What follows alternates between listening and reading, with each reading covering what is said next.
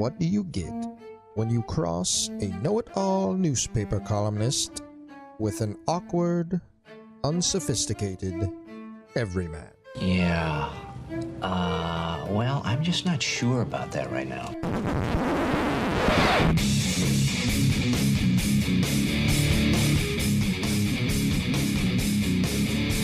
Welcome to Couch and the Rube.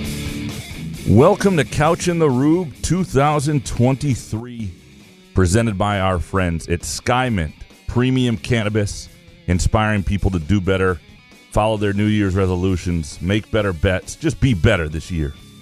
And our Monday afternoon show, presented by our friends at Muskox High Quality Flannels.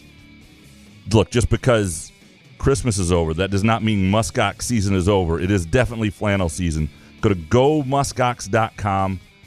Get yourself, if you haven't gotten a Muskox flannel, introduce yourself to Muskox. If you have, great time to get another one for the winter, for January and for February and for the next 20 years. These are durable, high-quality flannels. They will last a long, long time. Use the promo code CAW15 for $15 off your purchase as well at gomuskox.com. Jason, Happy New Year, buddy. man. Happy New Year, my friend. Yeah, a lot of great compliments on my Muskox flannel. Gave a couple out for the holidays. People loved them. And I'm not just saying that because they're a sponsor. And you look good in them. That's the thing. They really make you look like you have a chest and all of that. You know, I got really fat over the holidays here, so I need to start working out again. So thank you, Muskox, for kind of making it appear that I have some definition somewhere. You got a couple choices. You can work on the upper body and eat right, or you can just order a Muskox flannel and it looks the same. Or you can maintain. That's it. You can do the 43-year-old maintain and pray. Maintain and pray. Yeah. That's it. Man, it feels like forever since we did a show. It's been a bit. Yeah. It's been a bit. There's a lot of good stuff that's lots to talk about. Yeah. That's what we used to say in July when we were desperate for it. We're going to get into all of it with our hot takes and yours. As always, some great stuff from you guys. And we'll just dig in. I mean, look, a lot's happened, and it's funny because different things would happen over the last week and a half when we haven't been on. And I think, that's a good take for the show, and it just gets buried. New stuff happens. You try to write stuff down, be like, we'll talk about that. And it's just so old now. It's like, what's the point? All right, so let's dig into these hot takes. You want to lead? It's our core foundation, man. Grit. Absolutely, Graham. Went to the Lions game yesterday with Treese as a Bears fan. Unfortunate for her. But how about those Lions yesterday? I got to say, that was one of the highlights of my life. Other than getting married to Treese, 1B is me. I told her yesterday. I was like, this is one of the greatest days of my life. I'm sky-minted to the gills. I'm in the end zone. We had great seats in the end zone for the game. And it was electric in there, Graham. I was rooting. I haven't cheered like that at a live sporting event. I mean, I've been to Tiger games and a Red Wings game. But honestly, that electricity, it's addicting. I remember what it felt like. I know the Lions have been decent in the past, but that from being dead inside to all of a sudden kicking the Bears' ass, beating a team like you're supposed to do, and guys stepping up, they're a fun team to watch. I just want to know, if you could ask Dan Campbell one question today, I'd be like, so what? How did this team go 1-6? Like, what was the turning point? I'd like to hear that. But hey, I mean, and I know people were debating whether or not Campbell's the right guy. I don't know if he's the right guy or not. I'm happy where we're at. But see, you have to understand, when they were 1-6, what were we supposed to do as Lions fans? Yeah, we had to sit there and hold back a little bit and go, all right, I want to like Dan Campbell, and Sheila Ham-Ford comes out and tries doing the thing in front of all the reporters. Like, I understand, but you have to understand the Lions fans. We've been beaten down. We're just always waiting for the other shoe to drop or something like that. But anyway, I don't know if we make it to the playoffs. I hope we kick Aaron Rodgers' ass. Either way, I hope they show up against Green Bay and compete, because I got to say, yesterday was a defining moment for me as a Lions fan. Yes, I know we always say, well, I'll be back. But yesterday actually felt like we are a part of something great. And you had good seats in the end zone there. Those were nice. That was a good place to be. And I got to say, Ford Field, that was my first Lions game at Ford Field. Was it really? I didn't realize that. Yeah, because I'm telling you, yesterday, it was about an $800 day. I mean, you can't, no offense, we can't afford that for 8 games a season, right? Wait. How does it get to 800? Take me through it. Well, the tickets. Okay. Parking. Yep. Which, by the way, do not park in a parking structure. We learned that the hard way. Oh, because you can't get out forever. Well, you can get out, but the elevators, when the game gets out and there's 60,000 people, and you have to wait for an elevator for an hour. And Don't then they have stairs? we took the stairs. Yeah. Dude, there was more people complain. You should have heard. I wish I would have recorded everyone having to go up the stairs. There's some out of shape MFs. Like, I was struggling, but people were like in agony. Anyway, and then, concessions. I don't drink booze anymore, so it's cheaper on my end, but that's another $100.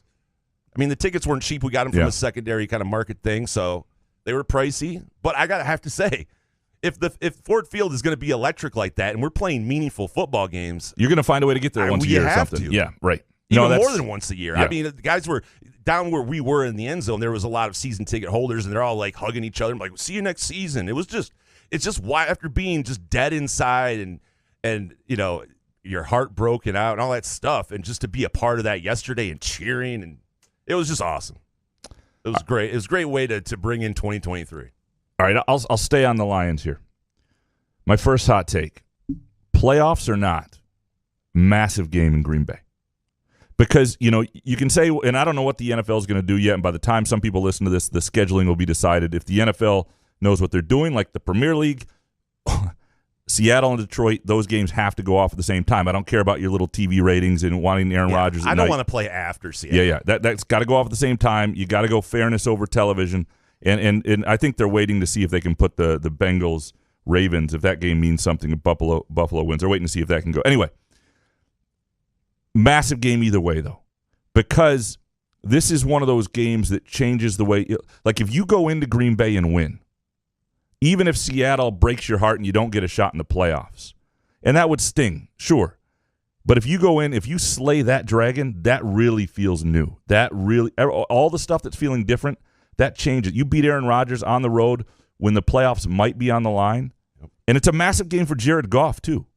Like, if he's ever going to be the guy, these are the sort of games that turn doubters, and not just me and you and our listeners and fans, but people in the front office. These are the games that turn doubters into believers and change careers. Like, if you go in and you beat Rodgers and the Packers in Green Bay on the last day of the year with the playoffs on the line, people believe you can win big games that really matter going forward.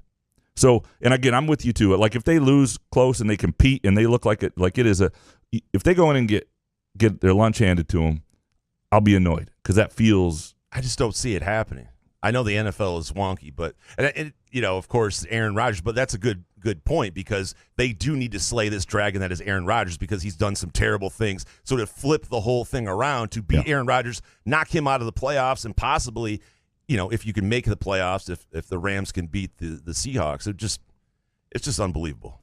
That, and they're going 1-6, and depending on when these games are, I don't know. I mean, you want the Seahawks. In summer, I mean, the weird thing is you got this whole draft pick thing with the Rams, which I don't think you care about in this game, right? I don't care anymore. Right. We're going to get it. Right. So. You're going to get whatever it is, and it's going to be fine. And that's the thing. That's the great place the Lions are back into, where the priority isn't the draft pick. It's been a long time. But even if Seattle does win, you still want to keep Aaron Rodgers out of the playoffs. Totally. So even if you play later, does it really matter? You'd rather cheer on the Seahawks and Kenneth Walker and the Geno Smith story and deal with that than have we got to cheer for Baker Mayfield. Well, that's that too. Yeah. So there's a so that'll be it's going to be a fascinating Sunday. We'll find out when that game is. That game time will obviously affect what time the show is on. If that game's a Sunday night, we won't be doing a Sunday night show. We'll have to figure that out too. So all that will be up in the air based on that game time, but huge game, not just for the playoffs. The playoffs matter. The playoffs will be amazing, but that game will tell us a lot about whether the Lions have truly, truly turned a corner. What is your second hot take? Did you watch the Duke's Mayo Bowl? Maryland beat NC State. I don't think I did. I have an idea for some of these bowl games. I mean, I know that Kirk Herbstreit was on the morning show, whatever they do, pregame show, and he was crying about how these bowl games actually matter. Well, Mike Locksley, as Maryland beat NC State, after the game, he had to take a mayo bath. I mean, that's kind of embarrassing, right? I know that Mike Locksley's making like $4.5 million a year, but here's what we have to do with these meaningless bowl games. You have to make the coaches, if you're 5-7 or you sneak in you're 6-6, your coach has to do something like Mike Locksley had to do, like a mayo shower.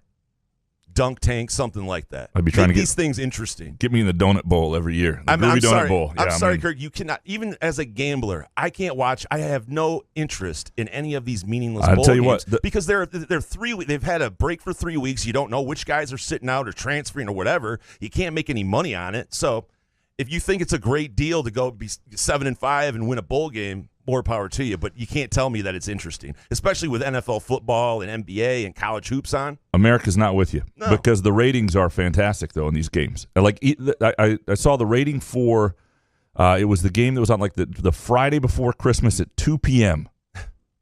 That game did nearly 1 million viewers, and it was like some off the radar. I don't know which Bahamas or whatever it was, but like what I'm saying is like people are watching these games in huge numbers and I don't 1 million people. That's huge. I mean, I guess for a 2 p.m. game. I mean, that's just gamblers, though. Fine. There's 330 million people in America, so that's gamblers. You're going to get 1 million people. That isn't like a great accomplishment. They're not going away with those with the ratings they're getting. It's fine. Yep. Just don't tell me this isn't going to be like a soccer or craft beer thing where you're going to tell me how great they are and I should watch. That's all I'm saying. No, not you. I'm just saying Kirk Street and all these other people. No, people want to watch. They want to watch. Go for it. Yeah.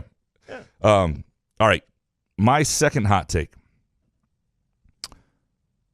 We're going to find out if MSU basketball is a Big Ten contender in the next 2 weeks, right? It's Nebraska Tuesday night, Michigan at home Saturday, at Illinois, at Wisconsin next week.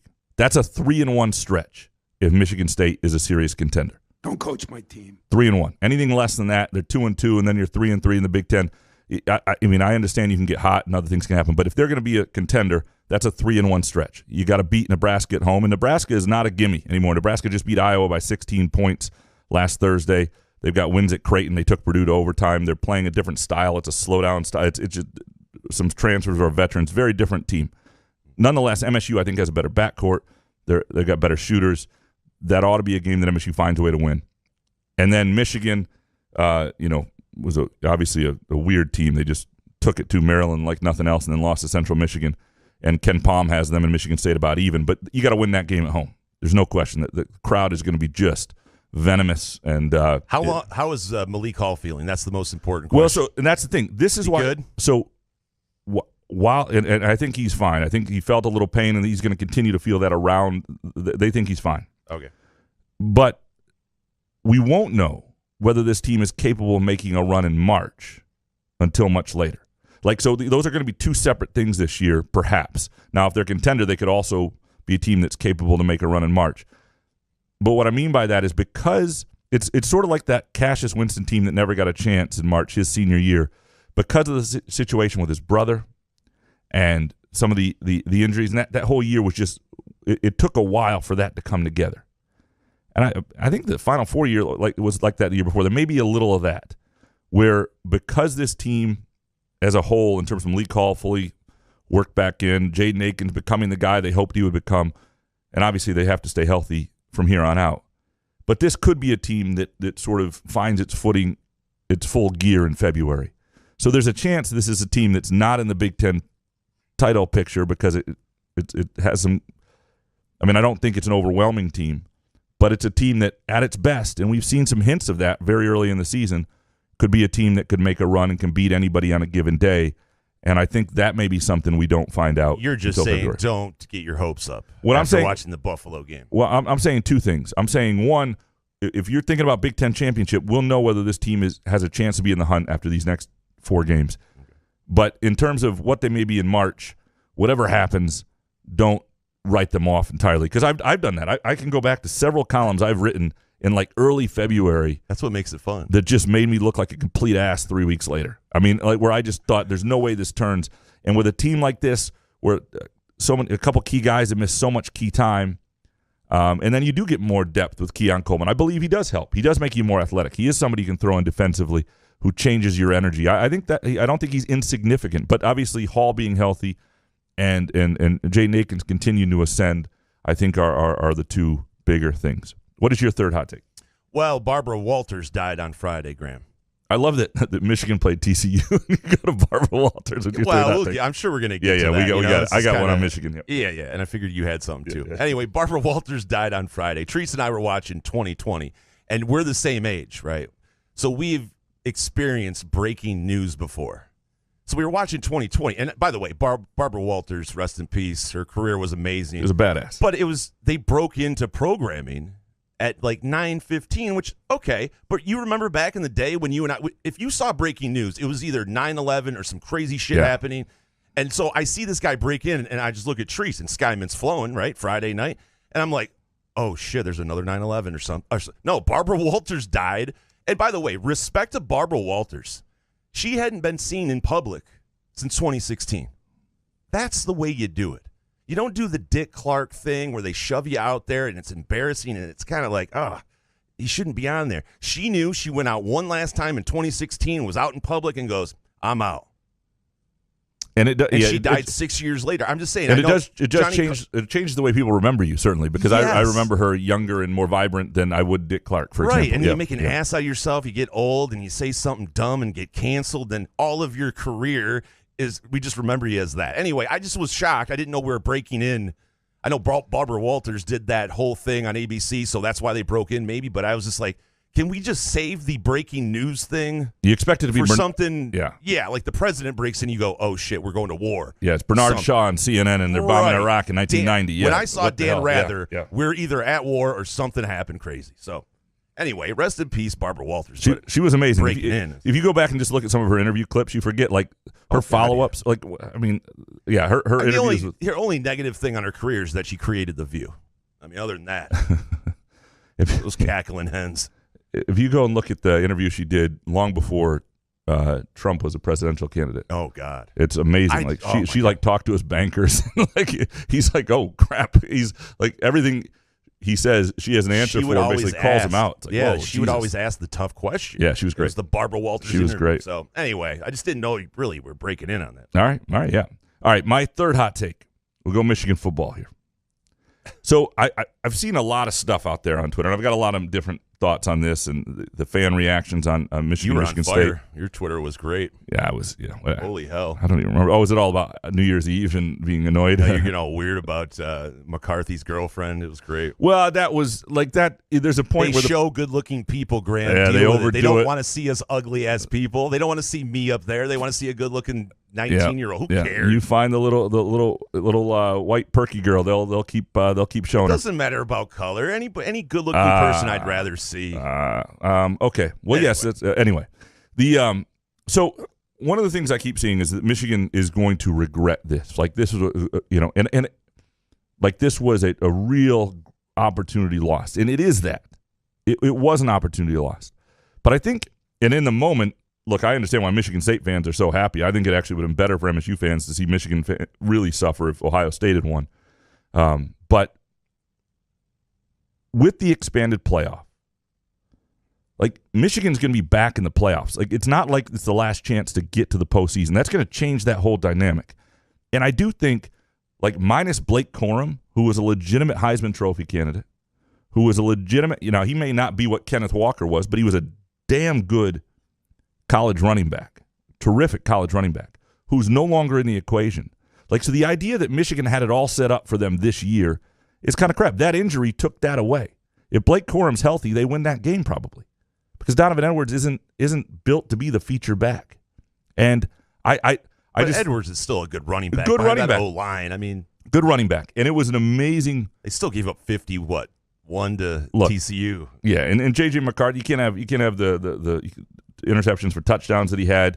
You can't have the fumbles on the goal line. Michigan, and Harbaugh with a clock at the end with 3 timeouts. His dad's even going, what the hell? Jim, calling time. They crapped the bed. They didn't do well. This was an opportunity loss, and Michigan blew it. There's no question. And I understand why Michigan State fans feel good, because there's no doubt that Michigan fans had been rubbing this situation in their face, the playoffs in their face constantly.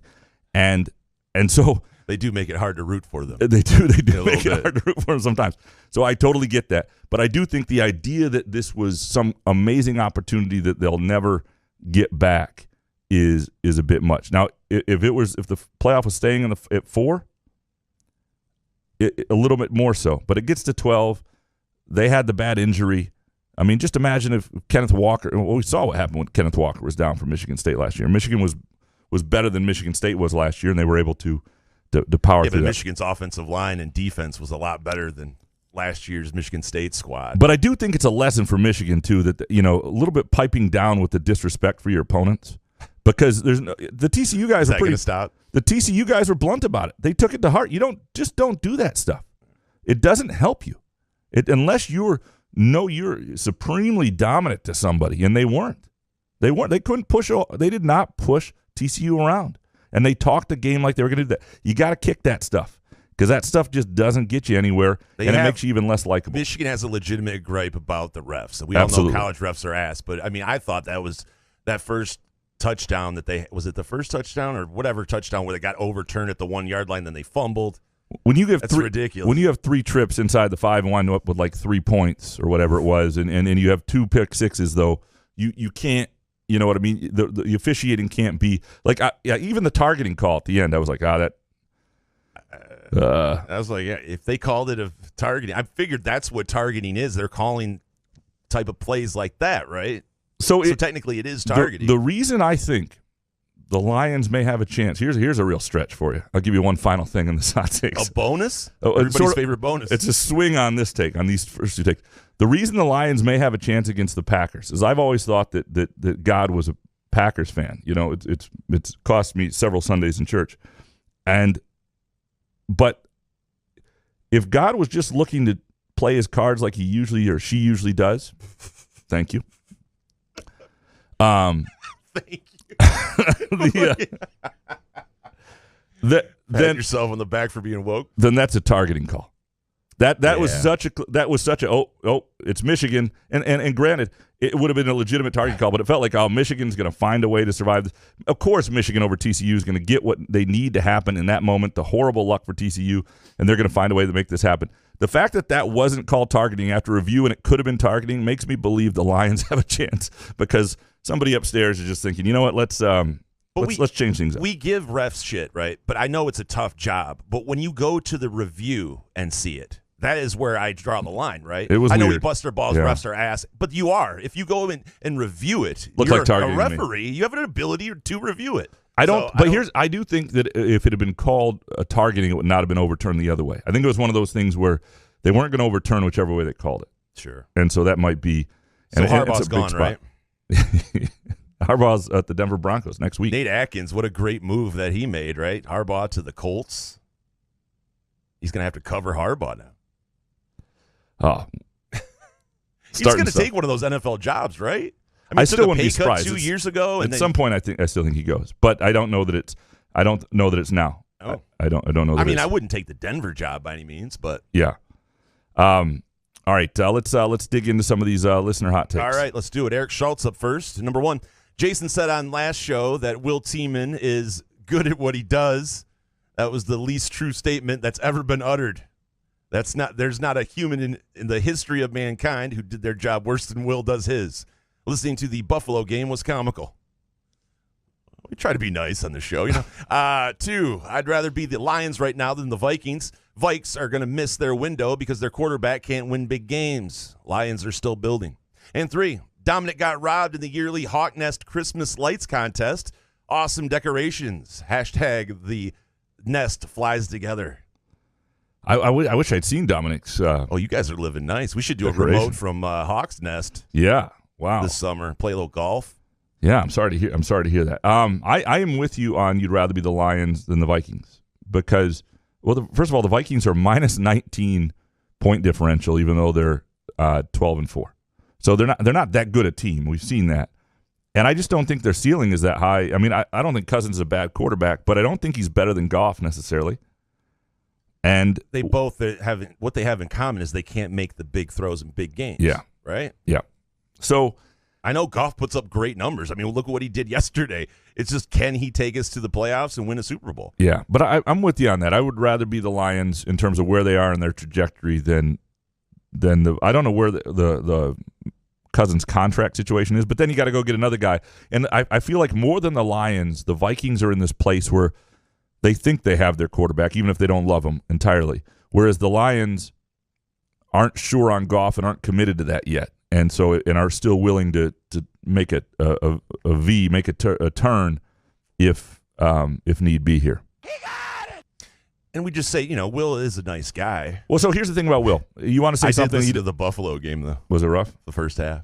Well, it's always been rough. You know what I mean? So he owns the Spartan Sports Network. He's not going to fire himself. Here's and this is what he did. You say, okay, the idea that that he's good at what he does.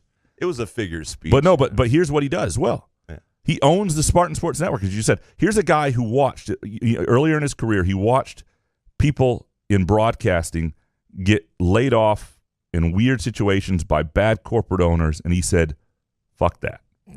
I'm going to be my own guy. I'm my own boss. And he has been for a long time. He started his own thing, and he's had a good career and a good life because he took control of his situation. Very, very different than Well, you've built that, so someone needs to be a good friend and go, Will, maybe we want to look at someone else here, Maybe you're getting up there in age. I mean, it's not – you just can't figure out what's going on when you're listening to the game is all.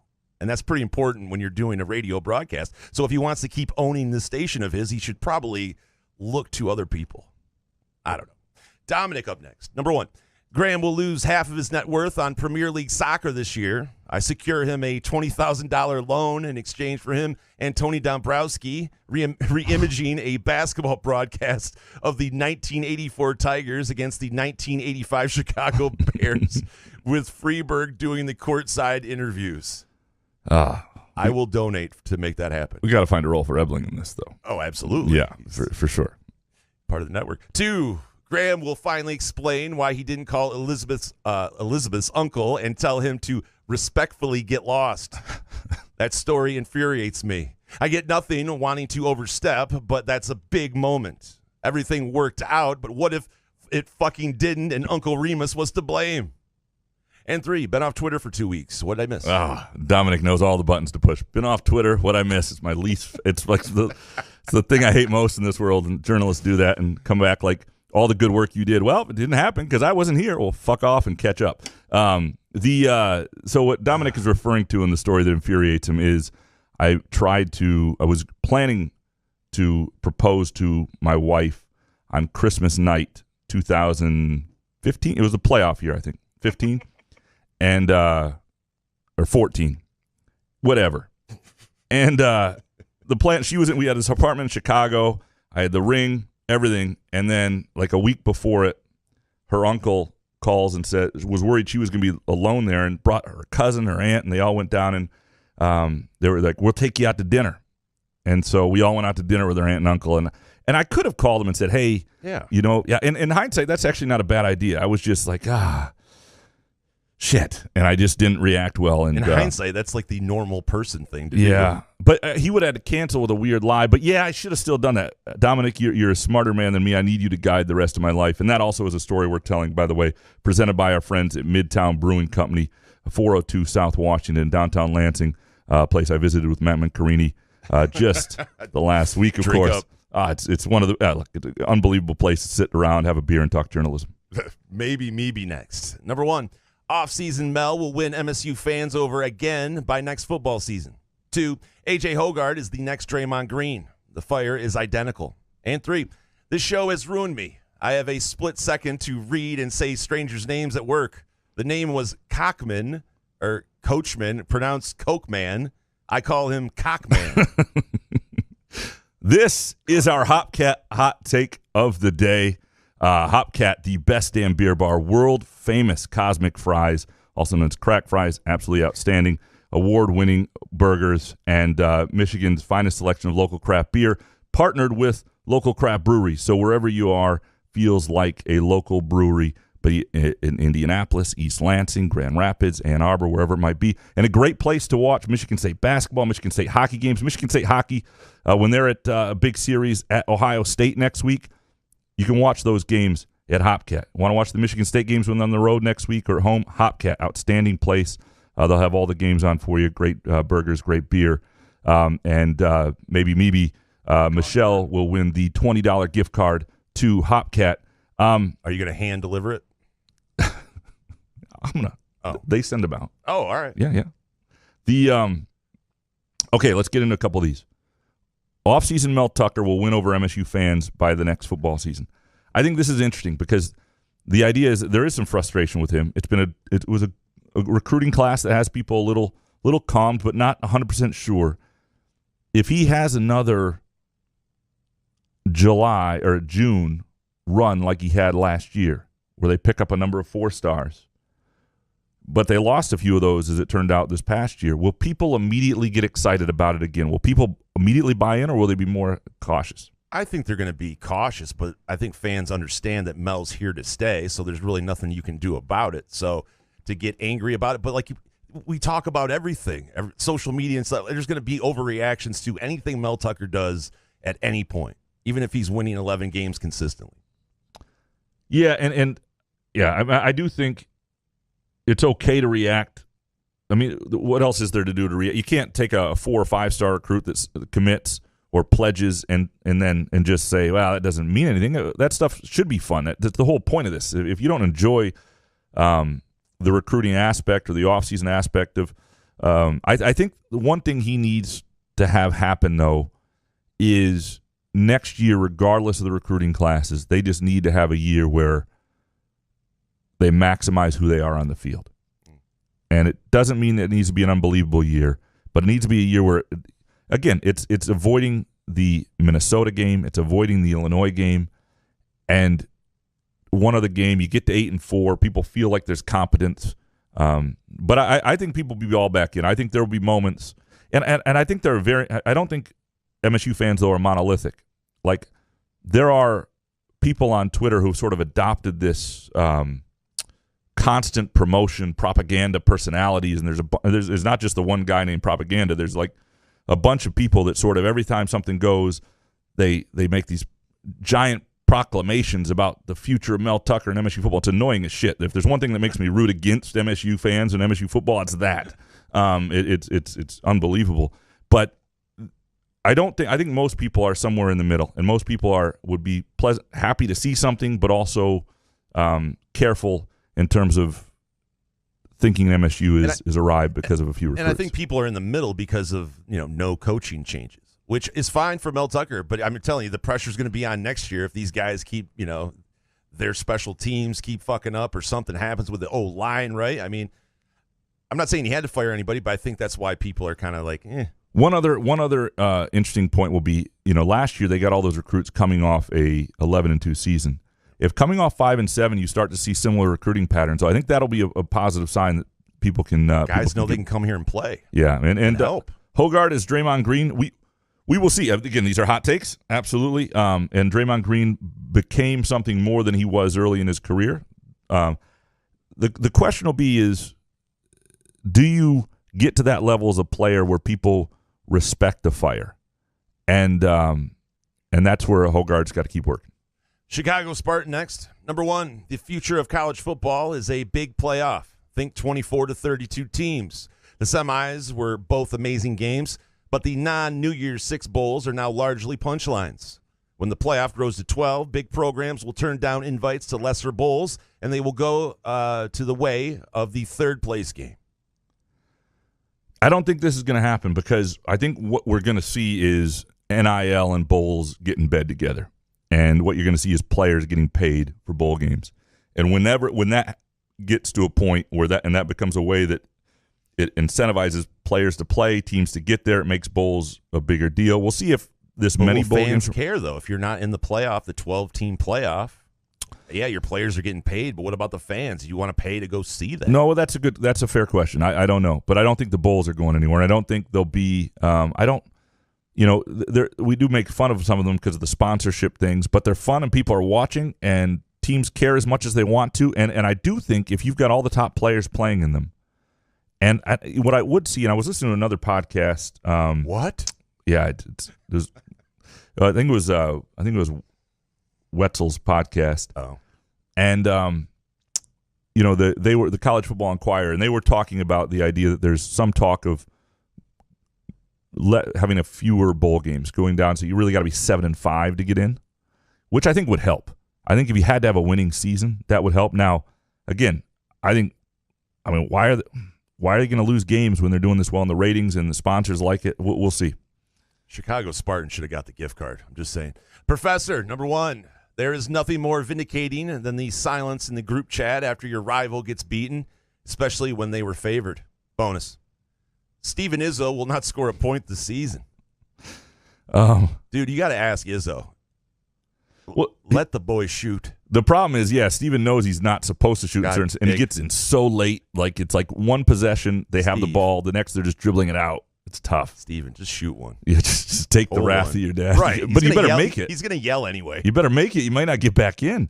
Yeah, I can see it. Don't coach my team. Have you talked to Jordan Mack, for example, after that game? Yes. He was very unhappy, and that's all I can say. We did watch the game at a friend's house who are big Michigan fans. It was a house full of Michigan fans, and we knew that going in, but as a gambler, I thought it would be fun to gamble, and it worked out. Nice. It was very quiet. Were you just grinning sheep? No. No. Listen, it's someone's house. Yeah, I respect whose house I'm in. Yep. I'm not the drunk rube anymore, so I'm more subdued. But yeah, I felt, because they're not really Michigan fans that you can hate, because they weren't really talking much shit. So it wasn't as fun, but yeah, it definitely got quiet in there. And yeah, it was a great day, though. Anyway, Mr. Benjen, only one. I'll bet anybody that the Lions will beat Green Bay and then miss the playoffs because the Seahawks win. Always bet on the most heart-wrenching existence for that franchise. So there are some things to do this week, though, if you want to at least, like, you have to ask yourself, how much is self? Well, how much self? Listen to the question. How much is a Lions win over Green Bay worth to you? And so say it's worth $280. Just that. We don't know what's going to happen with Seattle. I think the money line I'll have to look again, but on the Firekeepers iCasino and Sportsbook app, I think the money line is like minus 280 for the Packers. If you put $280 on them just to win, you're either going to win $100 or you're going to be down, or you're going to have a Lions win. And if you can deal with the price of $280, you know what I mean? Not everyone makes the money you do. $280. I don't want to. And then so if the Lions win, I'm just like, shit, I just lost $280. I'm not saying trees. How I'm going to. I'm not saying you have to some cards or something. Yeah, I'm not saying you have to do that. I'm just saying there are ways to make yourself whole with teasers or other things too. That, like, you could do a Seahawks Packers teaser. That fuck that. Okay, I'll stop talking. Yeah. Mike Carney next. Number one, first time at Breslin Center. We loved it. Absolutely loved it. Haven't been to that many college basketball arenas, but this is world class. Question: how do you think MSU basketball will do during Big Ten season? Or does it really matter and everyone is all in for next year with the top 5 recruiting class? I don't think you want to just live for the future. You want to live for the present, and you never know how things are going to work out. You never know who's going to come back. And you never know when you get the chance you don't realize is going to be your run. You know, I mean, nobody thought that 2019 team with Cassius Winston and on like February 8th when I wrote a column that they weren't going anywhere, nobody thought what was about to transpire would. And you never know. Then that team got to a Final Four, and frankly, given who else was at the Final Four, that team had a chance. And again, I don't expect that from this Michigan State team, but you just never know when your opportunity is going to arise. And, you know, shoot, I grew up in a city where people forever thought Marcus Taylor was going to save the program, and Mateen Cleaves beat him to the punch, and they didn't even need Marcus Taylor. You know, like, you just never know when your moment in a program is going to happen. I think they've got it. I think Purdue so far has been the only team, and Ohio State looked really good yesterday, but I think Purdue has been the only team right now that you'd say looks a smidge above everybody else, but they still got young guards. They're relying on one dude, and he's a really good player, but I think Michigan State has a chance to play with anybody in the Big Ten, in this particular Big Ten, and I don't see a lot of teams in college basketball, period, that on the right day Michigan State can't compete with. So, I think what you want is a top 4 Big Ten finish and a Sweet 16 appearance, second weekend. Those things would feel really good for people. And then you add the top 5 recruiting class of the guys coming back, and that's sort of the ideal scenario. Ryan Schultz up next. Number one, it feels like the world is a better place in 2023 because Michigan ain't winning a natty. 2, sure, Michigan losing to CMU is fun, but MSU Twitter should shut up until we win on Saturday. 3, you know what's not ass? Getting to Grand Rapids for a concert early and holing up in Hopcat with a beer and some cosmic crack fries, courtesy of Couch in the Rube. Appreciate you. Appreciate you, Ryan. What concert? Let us know. Yeah. Intrigued. So I agree with you. This on Michigan losing to CMU, you can stop and go, oh, that's interesting. and tweet something out. Sure, right? That's what makes the rivalry great. That's what made it great before everybody started hating each other and all that crazy shit. What you don't want to become if you're a Michigan State fan is Michigan. There is. I talk all the time. There is a natural smugness to the Michigan side of it that we see. Not in everybody, but in the sample size I've seen, yes. Yes, that's right.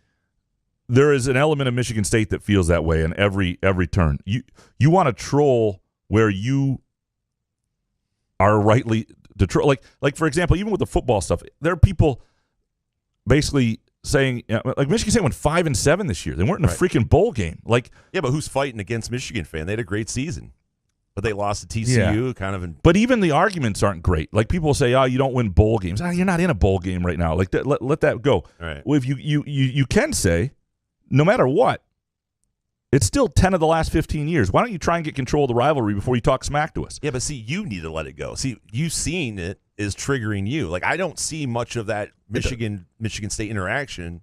Yeah. So it doesn't really – that's why I say when you always say that, and I'm just like, well, I've never seen it. I don't really see it. Maybe I'll just mute those two words together or something like that. That might be the thing for me. Not good for you. Don't tell the LSJ. Yeah, I won't. But, yeah, I mean, there are things that like you can – like, for example, if Michigan State beats Michigan in basketball, there will be Michigan fans that say, we don't care. It's basketball. And in a Michigan State's response, you just say, well, you don't get to decide what you care about just because you're not as good at it or you're losing it. The problem with the basketball rivalry is, and it's proven out in terms of one side having the upper hand, is neither side has the upper hand. They have been so equal now for more than a decade.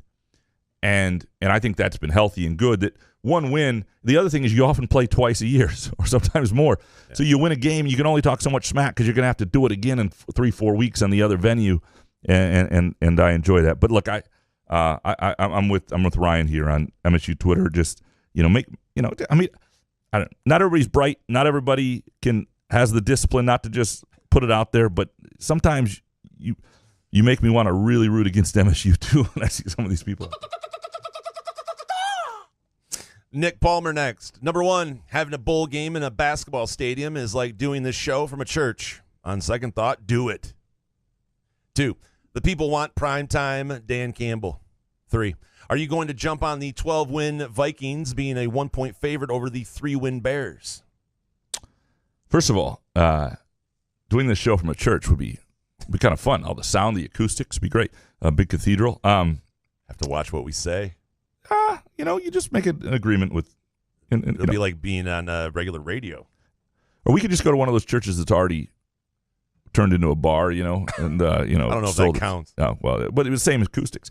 Okay, 12-win Vikings is a 1-point favorite over the 3-win Bears. Here's the problem with this game is I don't know that anybody wants to win it. And I got to look at all the Bears scenarios, but the Bears are definitely the number 2 pick if they lose the game. Yeah, but Fields was so bad in the air yesterday. Here's the problem is the Vikings may rest their starters is the problem now, though. So if the Vikings aren't playing their guys, they already weren't that good. Then it's a fade. And the other thing is I don't know if you want to win that game if you're the Vikings. If you're the Vikings, do you really want to rematch with the Packers? I don't think the 2 seed, and granted, this is saying the Packers could get there, but again, that's what the Vikings are thinking. I'm not sure the Vikings are motivated to be the 2 versus the 3 anymore. So I don't know that either one of those teams actually wants to win that game. Alex James up next. Number 1, Steve Sarkisian deserved a fist to the nose for his antics. 2, injuries and ejections are the Achilles heel of gambling related. 3, Stetson Bennett and Peyton Thorne are the same player with very different rosters around them. I like number 3 from Alex. This was of course you do. This was a Hopcat consideration from Alex here. First of all, did you see the Steve Sarkisian thing? I did, and I understand where Sarkisian's coming from because you don't want to be kind of like pushed around by a production assistant, but you can do it a little more subtle than that. Right? You can just you could even if you're annoyed, you can say, "Hey, just don't touch me." Because we were at the game and they had some of those production assistants next to the camera, and they're pretty animated and kind of hyper. So I get being pissed, but you have to look like a douche. So control yourself. You have to be careful. Cameras are everywhere. Yeah, control yourself. Yeah. Stetson Bennett, Peyton Thorne. I mean, I do think this is not entirely off base. I mean, this is Peyton Thorne in a lot of offenses that are prolific or around teams that have dominant defenses would be fine. Like, you can win big with Peyton Thorne. What Peyton Thorne has not been able to do, though, and we've talked about this, and the problem is Michigan State is not one of those programs that is dominant, is elevate the guys around him. and that's what they kind of need. And it's sort of like the Jared Goff situation with the Lions. At a certain point, even if Jared Goff can win with the best roster you can put around him, in a salary cap world, you can't always have a great roster. So you have to have a quarterback who elevates guys. And when you're trying to build the situation that Michigan State is, if you think one of your younger quarterbacks is showing more potential to elevate the roster around him, then you got to give that guy a look. They're just very different situations. Now, if you had one game to win with Georgia's roster and you had to pick between Michigan State's quarterbacks, you'd go with the experienced dude like Peyton Thorne. Yeah, but Stetson Bennett's like 30 years old. Do we get 30-year-old Peyton Thorne? I'm sure he'll be mature then. 25, isn't it amazing? Yeah, he's 25, I think. Nestle's Quick Hotel next. Number 1, if the playoffs are going to be on New Year's Eve, even then, starting early enough to end in the year it began. 2, never touch your son's girlfriend's butt on national television. And 3, New Year's resolutions don't technically need to start until after the Super Bowl. Yeah, that's like almost March these days for the Super Bowl. You know what? I like that. Yeah. I like that. Nestle's Quick. Yeah, the situation with J.J. McCarthy's dad. Do you see the video? I did. Well, they did show her a lot on there, and it did graze. The finger grazed her.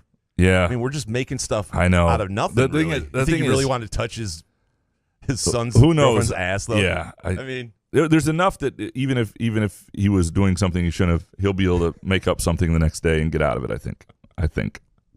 Well, it's not like he palmed it. It just was like a graze of a finger. I don't know.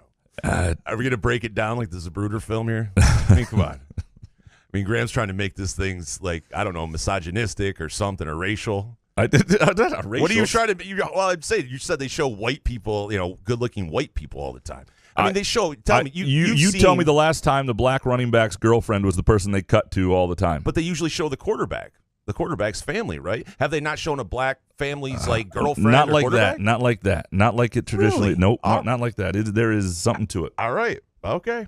And most of the audience is I like seeing good-looking people on TV. I don't know about you. Remember in the 90s and shit where people were modeling stuff and you go, man, that's a good-looking person. Okay, and there's an art to it. And this is what bothered me a little bit. If I've been in the production truck, there's no doubt.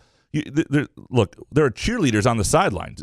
Yeah, but we see cheerleaders. Women, right, but good-looking women in football and packaging the whole thing, I get it. And the wholesome story of the girlfriend and the quarterback, I get all that It's stuff. old as apple pie. Yes. A good-looking girl with a quarterback. You want to check it out. You've got to be a little more subtle. Find somebody else's parents, just one other person's girlfriend, maybe. Just a little more subtle, and not cut back to where it's very clear the producer or the person in the production truck was obsessed. Keep the camera on her. Derek Spartan next. Number 1, J.J. McCarthy's dad has a thing for his son's girlfriend. 2, MSU is a top 5 recruiting class. No, it's 5 recruiting classes away from what I saw in the Ohio State-Georgia game. 3, less than 10% of the Michigan fans shown on TV went to Michigan. I mean, I understand that, that's a joke that happens a lot. The CMU game was a big joke. People were saying, that all Michigan fans, it was a tough day because the place they actually beat the school they root for. But, you grow up a Lions fan, you're a Lions fan. You didn't go to the school. There's no Lions. You didn't play for the Lions. You're not part of that program. I just don't buy that. Now, part of it is I grew up a Michigan State fan growing up in this particular city. And you grow up in this community. It was the school that was you were just engulfed with. And so I don't necessarily buy that argument from people. I understand that there are a lot of people who just – it doesn't bother me. No, but if you want to root for a team, go for it. There is a point, though, when you've just chosen to root for a team and then you're on, Twitter or anywhere else in your life talking smack about that team to somebody else. You didn't actually do anything to contribute to it. But then again, if you just went to the school, you didn't actually do anything either. I say we when I talk about the Lions. I've been heavily invested with the Lions my whole life, so I say we. I don't care. And I don't mind that. What I'm saying is if you're talking smack to somebody else, so say Dominic, who's a Bears fan, is here, and you're like, Dominic, you suck because you're a Bears fan. What is that? Well, I said I'm back. I'm not all the way back where I can talk shit. I mean, they could pretty much easily shoot me down with the Lions records over the years. And you can shoot Michigan State. I mean, what's so hilarious to me about the Michigan State argument is if this were like a debating prep course, you could argue the other side against either so easily. Neither side. There's a TV show. Neither side has a freaking argument. There's a TV show. Fox 47, get on that. Carl Mylock, number 1, J.J. McCarthy is the Russell Wilson of college football. Everything he does is cringe. Watching the other team celebrate, meditating under the goalpost, much of what he has said in interviews, etc. Guy is unlikable and always down for a photo op. 2, the GLI should stay in Grand Rapids. 3, Aaron Rodgers shows the Lions who daddy is when they face off at Lambeau. Carl sounds like a Packers fan here. Or he's just realistic, yeah. We got to shake off. We have to shake this off, and we have to start with beating Aaron Rodgers in Lambeau. Totally. Yeah? And McCarthy's a young college kid. Like Russell Wilson has become less and less authentic and annoys the shit out of me. I'm going to give the college kid who's like a sophomore? Was he 20? Yeah, I'm going to cut him. And what's wrong with looking at watching the other team celebrate? I know it's kind of cliche, but I get why you would do it. And you're mimicking at that age. You're often mimicking. Some people are original thinkers, but a lot of people at that age are just mimicking what they've seen. I don't care what anyone says. Carl can even say, like, when you were 20, there's no way I would have been able to handle any of that shit. Carl's, I mean, in defense of Carl is barely older than JJ as well. I want to go back quickly to what Derek. Know all of these guys are your friends. Well, we've been dialogue long enough here. Pay attention. Derek, our Spartan, to his previous one on MSU being 5 recruiting classes away from what he saw at the Ohio State-Georgia game. I would beg to differ with that in the sense that, I mean, last year TCU was, 4-8, 5-7, whatever they were, and now you see where they are, and they weren't even. I mean, they were down. Look, and I'm not saying TCU is as good, as deep, and as strong as a program as Georgia or Ohio State. I just don't. 5 recruiting classes away doesn't. That's more than the span of a player's career. You're never in college football more than 3 recruiting classes away. But they've got to be really good, and this is why, again, you have to. You can't settle. You got to recruit at the 4-star level. You got to live in that stratosphere if you're ever going to have a chance to get where those teams are. Jared up next. Number 1, Packers will win the Super Bowl because they won't have to play at home like in the 2011 season during the playoffs. 2, TCU beats Georgia. 3, MSU will hold Hunter Dickinson to less than 10 points. So let's go to the first one here. I do think one of the great misnomers is the idea that the Packers would like to be home during the playoffs. None of these guys were born in Green Bay. Nobody likes playing in that shit when it's that cold. It's just not fun. And I remember... Depends on who you're playing, though. If occasionally you're playing gives Miami, you like seeing that cold weather. That's true. There's Tyreek Hill and Waddle, those guys, But one of the things, the Packers lost a playoff game last year. Wasn't it last year because they had to play in that weather and they couldn't get footing? Like, there are times... If you have the better team... You have the better playmakers on the outside. You don't want to play in stuff where you can't get good footing, and you want a dry track. You want that sort of advantage. So I do think it does not hurt the Packers to be on the road necessarily. Gavin Haas next. Number 1, the Lions are going to win at Lambeau next weekend, which is going to make it even more traumatizing when the Seahawks murder the Rams. 2, 2023 is the year that Mel Tucker wins his first Big Ten championship. I don't care how early it is. 2023 MSU football is 2022 TCU. 3, I hate everything about Graham's snarky remarks. The Lions will be rooting against their draft pick next weekend when rooting for the Rams. Who cares? This has been the most fun Lions team possibly ever, and we're talking playoffs, not draft picks. Gavin, I appreciate you, and I also appreciate you putting me in my place. You almost ruined the bit, though. Like, I see that you're just trying to needle people and get people fired up. But there's no draft pick talk. But there was no. First of all, this was not even. I do poke the bear once in a while. I like snark. However, it's the best. I have not this take. I think you read the tweet differently than I meant it to be. Like, just by you saying "whelp" the line, like there was no whelp for me. This isn't. I'm not low. But see, you have to understand when people read your tweet, they do it in your voice. And so they figured you'd be like "whoop." No, I'm just saying that it's sort of interesting that you're in this situation where you are rooting against your draft pick. And I should have just said I need to be careful. There's no tone on Twitter. I wish you could. If Elon wants something, you could actually record your tweet and then people could just listen to it, and then they get the. Here's something interesting to start it off. Yeah. Shambles next. Number 1, even in my sickest anti-Michigan fantasies, I couldn't have drawn up a more diabolical way to lose than the way they did against TCU. 2, the last Lions take I gave you was about how Dan Campbell is way out of his depth. I was wrong. He has grown a ton this season as an NFL head coach. 3, Lions' direction suddenly looks better than it has maybe in my entire lifetime. Brad Holmes seems to know what he's doing in the draft, which is paramount to building a winning culture. Playoffs or not, win next week is key. I agree. It could do a lot for them. I think there are a lot of people who have changed their mind on Dan Campbell largely. No shit. But when he was 1-6 and won 3 games the previous year, what are we supposed to do? No, nothing. I don't think it was wrong. The evidence. We want it to happen for sure. The evidence 2 months ago was that Dan Campbell probably was out of his depth as a coach, and the evidence has changed, and so we change our opinions. I think that's absolutely fair. The number one is absolutely true. I was saying that on the way home to Trees. I was like, I don't know if you could have drawn it up much better. I mean, they made a comeback. Michigan made a comeback and got screwed by the refs. So you said you're in this room with all these Michigan fans. Was there nothing but silence? There was a lot of. I mean, after the after the game, you mean, or during? I mean, they were more animated during the comeback and then getting screwed by the refs a little bit. Yeah. So it was at the end. It was for sure kind of quiet. Yeah. No. I guess we should go. Well, if you want to comfort the Michigan fan in your life. Oh, you didn't really care. You were just trying to set up a live read. I love it. All right. One of the best ways to do so is to give them the gift of muskox, a muskox high-quality flannel. It'll ease their pain. The Skyman will do the same, by the way. Yeah. You can help them feel better. You'll feel better about yourself about how the way you feel about their sadness. Go to gomuskox.com, GOMUSKOX.com. To check out their offerings, some fantastic flannels. I've got another one on the way right now, and you can use the promo code CAWCAW, CAW 15 for $15 off your purchase.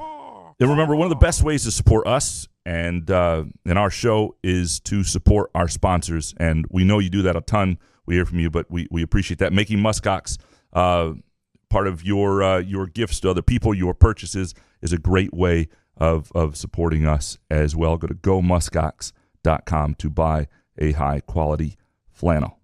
PHBA next. The 3-3-5 defense, like TCU's, will be the new trend. Linebackers got a running start and hit appropriate gaps. So a lot of people were talking about the style of defense TCU played wouldn't hold up against Michigan. It did. I don't know if it'll change, but that was it worked. It definitely worked. JD next. Number 1, MSU football will be able to land good talent, but not great talent. Tuck and company will have to coach the boys up to compete for the Big Ten, which I'm not fully convinced is something he can accomplish yet. 2, Izzo isn't retiring until he runs into too many kids who can't handle his style of coaching. 3, keeping from bursting out in laughter after JJ fumbled that 4th down snap in a room full of Michigan fans may have been the hardest thing I've ever done. A lot of maturity shown, though. I mean, what's funny is you do see some of the immaturity, but you look at you in the room with all the Michigan fans. You look at JD. Lots of people have been. They are friends of ours. Yeah, right. It's their house, and you know what I mean. Like I didn't have to go over there, so I was quiet and took it all in. And you understand there's actual pain going on. Like it is hard. We've all been there on the other side with your own team. It was in stereo because there was one room where people were watching the game, and then a side room. So the living room people were behind for like the first 3 quarters. Oh, yeah. So they would hear us. And anyway. How much Skyman did you have in you on that night? Oh, well, I had to function and talk to people. So like probably 30 MGs. Nice. Oh, very cool. So I want to go to number 1 here from JD. MSU football will be able to land good talent, but not great talent. Mel Tucker and company will have to coach the boys up to compete in the Big Ten, which he's not fully convinced. There's no question because, even – like Penn State, for example, had 17 4-stars on the field against Michigan State. And they're in a really good bowl game. They're a really good team. But just pound for pound, recruiting talent-wise, they belong in even another stratosphere than they've been able to get to because they haven't been able to maximize what they have. And that's a James Franklin staff thing. And you got to not be James Franklin, even if you get all that talent. Matt Venny next. Number 1, Ryan Day is Mel Tucker with more talent. 2, Tucker is more likely to fire a coach for poor recruiting and then poor coaching. 3, I like Joel Klatt, but when he goes on a stream and bitches about officiating every time Michigan loses a close game, it pisses me off. Comes off as a bad look. Yeah, no. Well, he can't come out and do some stuff like, especially after a Michigan game, because he kisses Harbaugh's ass all year long. And right? Fox did those guys no favors by what did they do, like 7 Michigan games this year or something like that? You look like you're just the Michigan broadcast team, so people forget that you're even supposed to be independent. It's not great. Ryan Day is Mel Tucker with more talent. First of all, I don't think we know 100% what Mel Tucker is, but Ryan Day is. There were moments in that game I thought Ryan Day was unbelievable. I thought that fake punt call and the fact that they had that look and nearly got it was gutsy and nearly worked. And if it wasn't for a timeout that may or may not have been called in time, they win that game. He didn't get that job on a fluke, though. He's proven that he can coach. Well, he's 45-6. He's had some moments, though, where I thought he cowered and coached poorly and coached scared late against Michigan. And I thought in this game, there's one call that stands out, and everybody's going to have a bad call. The call, that running play, when they finally got it down, they get the big run from C.J. Stroud, who I think did himself a lot of favors with the way he played. They get the big run to get in the NFL field goal range, and then they sort of ran the ball like they were setting up a field goal for their college kicker, and who had never made a 50-yarder. I don't really understand that, and that was a really, really dumb play at that moment. Yeah. Neurotic pants next. Number 1. Izzo worrying about playing Buffalo after the break is either him being too neurotic or words of diplomacy to the nth degree. 2, Michigan State football will become a program similar to Penn State, good talent, decent win-loss percentages, and maddening coaching, not elite. 3, for $3, you could have witnessed historically good women's basketball, MSU versus Indiana, but biases came into play. Well, a lot of people were there, and it was a great game. And I was very glad that I chose to cover it and write off it. And I think the Michigan State women's team, it's really interesting because they have McDaniel and Didi Hageman. They have 2 incredibly talented guards whose games I don't think naturally always mesh, and they've figured out how to play together. And together, that's a backcourt that can do some damage. And you saw early on in the year when McDaniel had 25 in the game I covered against out in Oregon against was that against Oregon? Yeah. And they lost a close game. They just benched Hageman. Like, they didn't know how to play them together, and they've sort of learned how to play off each other, and you see them beat a team like Indiana. And so I'll be very curious to see where they go from here with that group. Why don't you write something? Why don't you write something, huh? Why don't you write something? Plus-size softball dad. Number 1, up the villa. 2, it's tough to win on the road in the Big Ten, but what Maryland did today is inexcusable. 3, too many blown games by the Lions this season, plus no way they're beating Aaron Rodgers in a meaningful game anyway. Maybe next year? It's an Aston Villa from the Premier League is what he's talking about there. There are some games when you look at the situation the Lions are in right now that you go, how did they let that get away? No, we have to face it. Yes. We have to face it, conquer it, and then you know what? If we don't back into the playoffs next year. Yeah. Shouldn't have gone 1-6. That Maryland game was weird. I've liked some of the things Maryland have done in the first 2 months of the season, but that was a horrible showing. Ken Chu with just Happy New Year, boys. Happy New Year to you, Ken. Oh, Jesus, I can't even pronounce. Happy New Year to you, Ken. Happy New Year. We'll fix that in post, but Happy New Year, Ken. Treese with her weekend highlights. Number 1, shout out to Jason for the encouragement to make a fantasy trade and for streaming analysis 24/7 to help me bring home the trophy. He's the best. It's dripping with sarcasm. 2, Jason singing the Lions victory song with all the excitement of 1985 Christmas morning. So wait, so I want to. Yeah. Oh, my God, yeah. They played the Lions Lions song. Down the field. That one, you mean? Rah, rah. Yeah. And you were just belting it out. That's awesome, man. Oh, yeah, that's cool. I was absolutely that is So wait a sec. And by the way, number 1 is because she was telling people at this party that she was in the championship game. And I do, listen, Treese makes her own decisions on her roster and all that stuff, but she left out a little spot in the story about where I helped her out. And that's all I said. So now she's overdoing it by having it as one of her hot takes. Okay. Anyway. That's still, nonetheless. And by the way, that is almost a story we're telling, presented by our friends at Midtown Brewing Company. Great place to have brunch on the weekends. A date night. Great. I'm telling you, it is I love this place for its coziness and American Stout beer. Well, I love the American Stout beer. And give it a shot. 402 South Washington Avenue. You will not be disappointed. Mojo Jojo next. Number 1, What made the Michigan playoff loss so satisfying in a Schadenfreude way were not the calls that went against Michigan. Comical. But they blew a huge opportunity for a championship given how beatable Georgia looked against Ohio State. Karma for 8 home games and a patty cake non-league schedule. Yeah, I was trying to find out. I mean, the way they lost it, this really didn't come into play. But I thought if they lost, maybe if they had played one more hard game, they'd have something else to draw upon in tough moments. But they came back. There were many moments in that game where I thought they were going to win. Props to TCU. I mean, then to watch Ohio State, which they should have beat Georgia. Like that's what the person earlier that said you couldn't really script it any better. Yeah, no doubt. But I do think, I'll tell you this. I think Ohio State was going to beat MSU in the rematch. Or not MSU, Michigan. Because again, I think Corum's absence matters. I think that Ohio State would have gotten its mojo back a little bit if it beat Georgia, a team that has physicality and all that stuff. And I don't know if that's a better result for Michigan than dealing with losing to TCU. DMB next. Number 1, Michigan is just benefiting from the Big Ten being down. Heard that narrative before. 2, Harbaugh will never get out of his own way. That was his year to win one. And 3, think of all the TCU-type teams kept out of the 4-team playoff. Sad stuff. Including TCU, which was the team that makes the 2014 championship won by Ohio State perhaps illegitimate because they arguably deserved it. I mean, they were in the top 4 and then won a game and then fell out. And, there have been a lot of – this is why you got to expand the playoff. Everybody says there's no parity. And all of a sudden, TCU's playing for a national title a year after being having a losing season. Ron Quixote next. Number 1, J.J. McCarthy will likely be a really good quarterback one day, but his antics, watching the post-game celebrations, answering one question in the presser, then walking off, saying they'll be back, are super cringy. Just play better, Zach Morris. 2, we get a Steven Izzo made field goal this week. Oh, the other side of the Steven Izzo thing. I don't know when it happens, but because I do think the Nebraska game will be relatively close.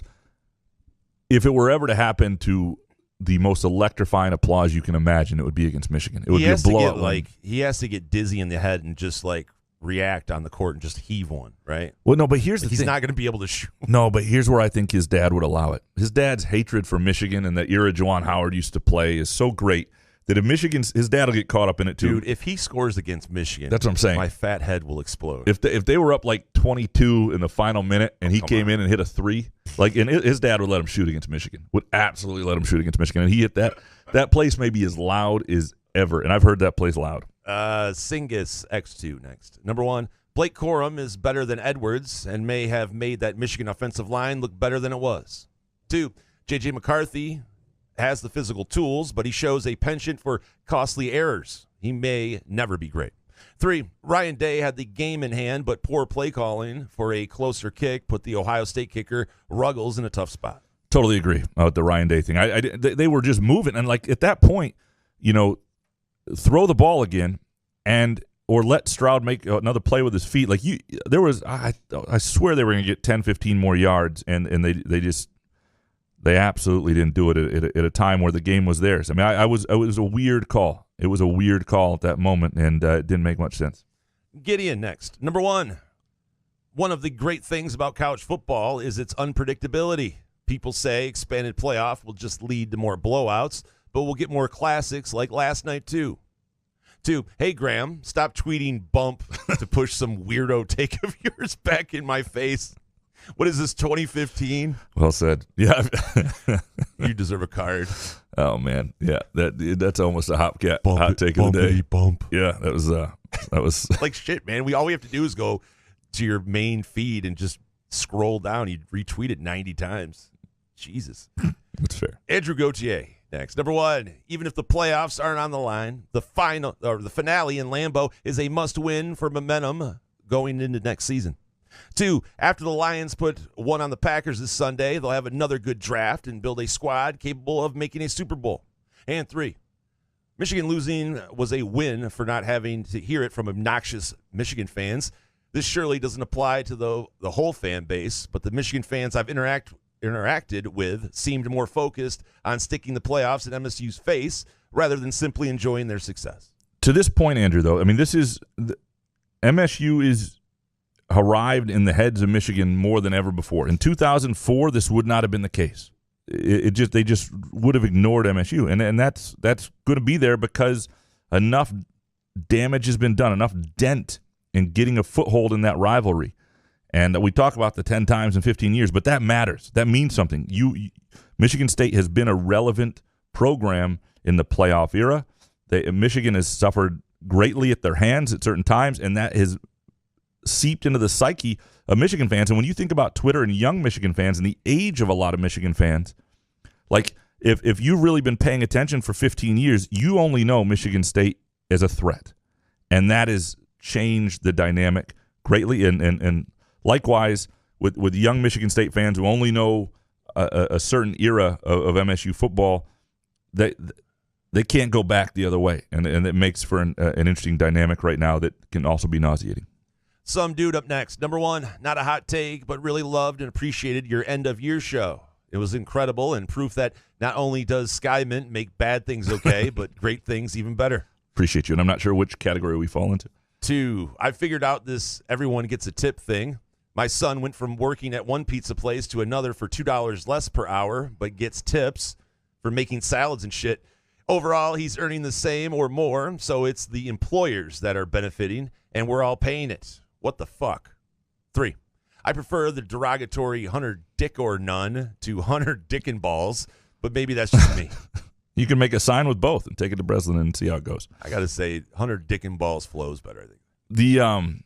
This Saturday, that game is the response to Hunter Dickinson, given the stuff that happened on the podcast he's on and the stuff he said about, like, that is the crowd's animus toward him is going to be really interesting. I think it's going to be pretty intense. But what do you do if you're a coach? Do you tell guys to stop doing podcasts? I mean, you have to get on a show and do something interesting. Yeah, I would tell them to just be careful. I mean, that's one of the downfalls of it. Like, I would tell my players, just be careful. All this stuff has consequences. You're not helping the team when you do that stuff, and that would be for sure. The everybody gets a tip thing is a little weird. Like, I make my own salad at a place in Lansing, and they flip the thing around, and the person's staring at you, and you got to choose your tip. And I'm like, well. Right, because they flip it back around and see it. That there's no and tip. I'm there all the time, and so I tip. You got to tip. You have to pay a tax if you go to some place a lot. Yep, right? No doubt.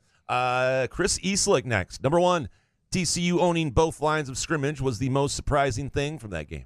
2, the way they attack Michigan will hurt that bully ball image that's been built up over the last 2 years. TCU provided a mental blueprint that you can survive the second half against those guys. 3, until the clock hit 0-0-0, I was still convinced Michigan was winning that game because of TCU's poor clock management and ill-timed conservative moments. My guess is a lot of MSU fans felt the same way. Dude, Sonny Dykes is one lucky MF, man. Holy hell. I'm still blown away by guys that get paid that much are just blown away. They're baffled by the clock and using their timeouts. I don't get it. Yeah, no, there were several games that were. I thought Harbaugh obviously had the same. But you have 3 timeouts, Harbaugh, and the clock is just ticking off. I mean, I don't know. Yeah, and watching his dad stand up, like, what are you doing, was great. Well, offensively, you have the ability to stop the clock for yourself. Defense, I don't know. Yeah. Greg Hardwick next. Number 1, I want the Lions to slap that smirk off Aaron Rodgers' face next week. He's the biggest sports villain in Detroit since Claude Lemieux. 2, Malik Hall back in the lineup makes MSU a Big Ten title contender. And 3, Dan Campbell equals NFL Coach of the Year. Bonus. Happy New Year, Graham, Jason, Sky Mint, Groovy Donuts, and all of the other companies you guys shill for. Appreciate you, Greg. Yeah, Happy New Year to you and Muskox, by the way. Forgot a couple.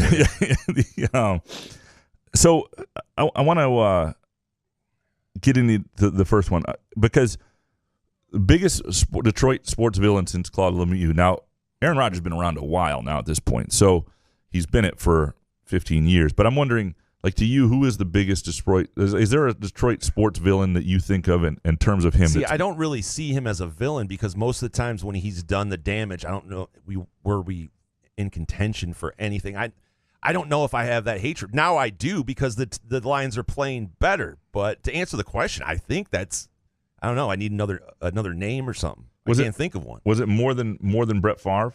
Oh, Yeah, more than Favre. Yeah. Yeah, the Favre was for a long time was But there. a villain, I mean, not for me personally. But Jordan with the Pistons, but that that's kind a long-ass time and they ago. kind of, when he finally took over, the Pistons were bad. It wasn't like, the Bird and the Celtics, And it was kind of like Jordan the Pistons won their 2 championships, and Jordan kind of beat the Pistons to go on. So it wasn't. He wasn't really a bad villain. I don't know. Yeah, it was different. Yeah, that's a good. I'm sure there's the people are looking at their phone going, these motherfuckers.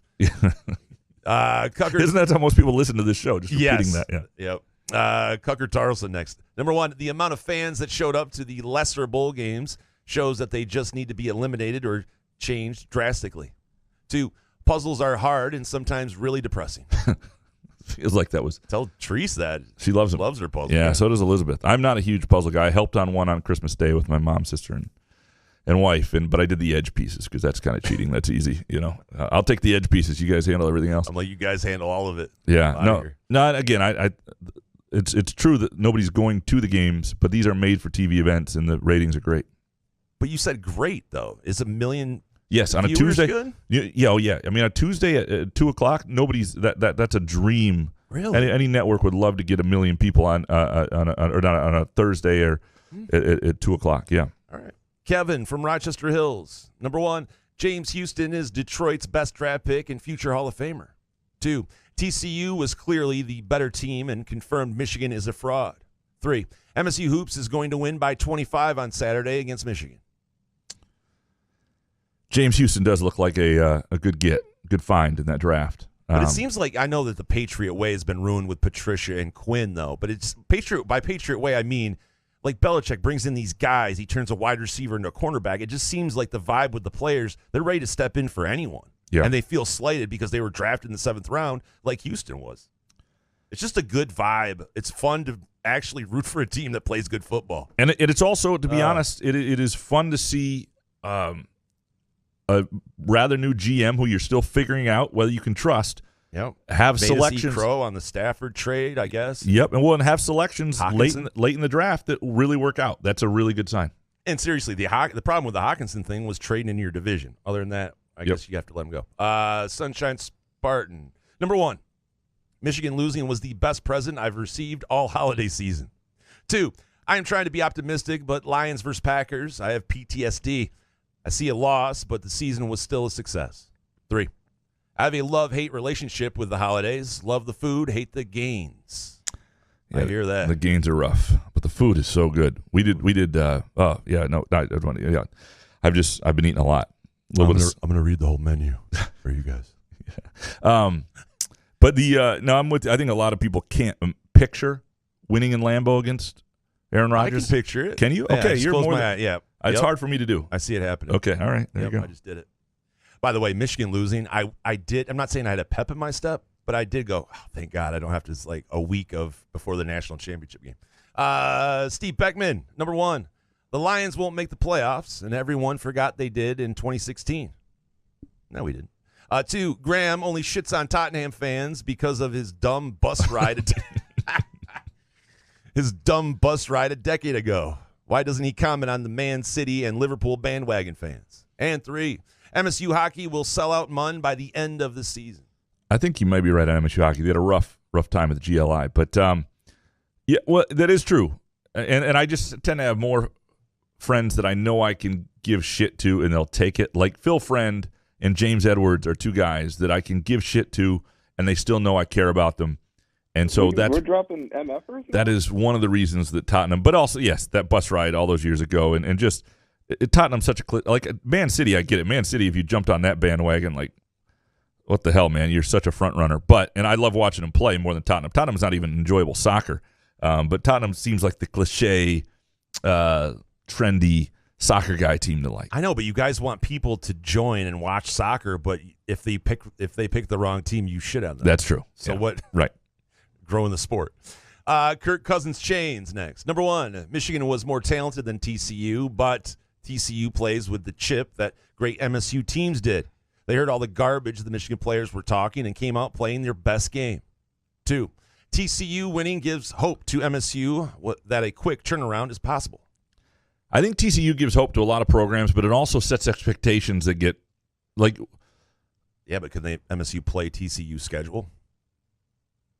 Well, and the other thing is TCU, even with that schedule, what it was like 6 games that came back from double digits in the second half down. I mean, that doesn't happen most times. Like they were a team that had some real gumption to them, but they also had some luck. They had some luck that their other quarterback got hurt, and they had to make that change, right? I mean, so like there are things about them that there's some good fortune, but I do believe you're right that you can have a year where, and Michigan State almost had it last year. Where things really come together, and it doesn't take forever for that to happen. Sports Guy 1919. Number 1, both college football playoff games felt very, very high stakes. It was awesome. 2, last year, Michigan's offensive line had T-shirts made saying, "Run the damn ball." This year, Michigan players boasted before the game, "At some point, just shut up and play." Always their undoing. Yeah, it's not smart. You got to be better than that. You just got to be. I mean, look. Well, let me ask you. Let's say Michigan didn't talk shit at all in those 3 weeks. Do you think they win the game? Because it elevated TCU seeing that. Some of the guys were just like, well, fuck this. It's hard to know what that sort of drive and motivation does to a game. But if it dials in and motivates your opponent, you don't want to do it. No. Yeah. Ryan Rockwell, number 1. College football needs to do something about game length. 4 hours of TV for a 1-hour game is painful. 2, playoff expansion can't come soon enough. Too many bowl games are irrelevant. 3, sorry, Graham, but January is the worst month. Too long, shitty weather, and no big holidays to look forward to. No, I get that. If you like holidays too, there's. You love January? January is a favorite holiday or favorite month, but and it's for weird reasons, and I've sort of figured this out. But it's because of the stress that December used to bring. It was sort of this relief. It was like, hey, it's just the routine of my life, which I like. I like my life. And I like college basketball in January. I like road trips in college basketball in January because it's not like it's just a few people on the road. The games aren't so intense at this point that everything's the biggest thing in the world. It's good storytelling opportunity. So I like the work, and I like just the take a breath. It's January. Nothing's happening big. Everybody's got to go back to their lives. And if you like your life and you like routine, then January's awesome. But I totally understand where he's coming from. To his number 1, though, I will say that I did read somewhere that during a football game, there's only like 11 minutes of action. So every time I see a game now, I just think about that. Yeah. I try to push it back. Yeah. That is kind of crazy. 4 hours. Think about it. 4 hours is too much. It's okay. You know, at New Year's Eve, it really kind of flew by, but on a regular Saturday, yeah. Yeah. Those games were great. So it didn't feel long.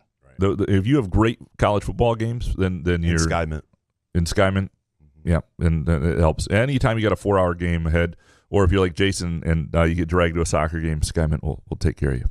Jason with an E up next. Number 1, Michigan fans are rightly upset about 2 bad calls, but between Jimbo dialing up a Philly special on 4th down and goal and fumbling on the 1-yard line and JJ throwing a pick 6, the officials had nothing to do with that. 2 pick 6s, right? Yeah. 2, the Lions will lose to Green Bay. Sorry, folks. 3, someone please fire Dwayne Casey and get it over with. The Pistons are too good to be losing some of these games. But they're playing without Cade. It was supposed to be their point, their floor leader. Do you fire him now though? No, I wouldn't. Just let him coach the rest of the year. Yeah, you're trying you're trying to get the high draft pick. You're letting these young guys figure it out. Unless you feel like he's stunting their development, or you think that Weaver likes a guy and thinks he'll be gone by the time the end of the season goes or something. Right. Yeah. I'm not sure. More and more, I'm less convinced Casey is the guy, but that's okay too. I'm okay with this Pistons. Don't you need like a new regime though for Detroit? It seems like they're kind of changing things, and it doesn't seem like Dwayne Casey should be the future guy. He seems like a dead man walking. My guess is they make it a move after this year, and I think if you get back Cade Cunningham and you're going to, I think next year will be the first year that there ought to be, and there were this year, and were expectations to some degree. But you remember I said before the year on the over/under of the Pistons, I didn't like it. I didn't trust it. I thought this could be a year, kind of like the Tigers' year, where we get a little too. Last year was fun, and you think the natural progression is they're going to be good, and they just aren't ready to be there. Bo McJunkins up next. Number 1, good to see Sean McDonough bring up the tunnel, but remain silent on Mozzie or Edwards. 2, Freep headlines tell me Edwards is guided by faith and Mozzie is learning life lessons. I'm sure the redemption stories for MSU's guys are coming soon.